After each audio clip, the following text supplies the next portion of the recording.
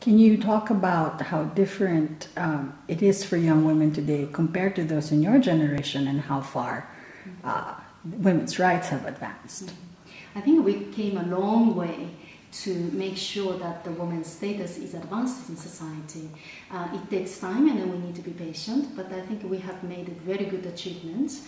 In my childhood, this is post-war Japan, and I came from a very conservative area where traditional values are very much respected and emphasized and reinforced.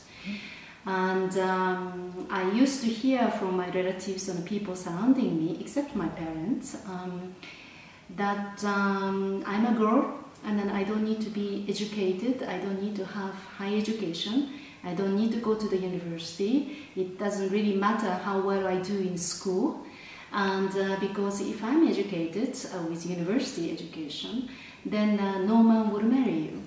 And then a woman's happiness is to get married and then have children. And that was very strong messages that I have been hearing throughout in my childhood.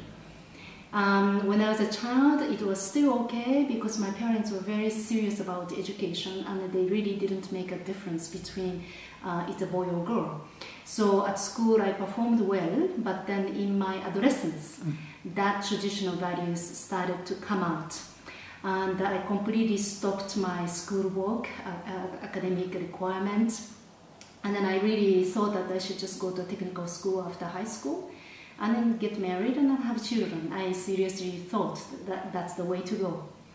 But in my second year in high school, I had a homeroom teacher who was a very strong advocate for women's rights, and she kept saying that a society will come very soon, even in a country like in Japan, where a lot more women are advancing in society, whether it's economic fields or political fields, and that day will come. And it took her more than a year for her to convince me and to reposition my thinking to the direction where I am right now, which is basically the equality between men and women.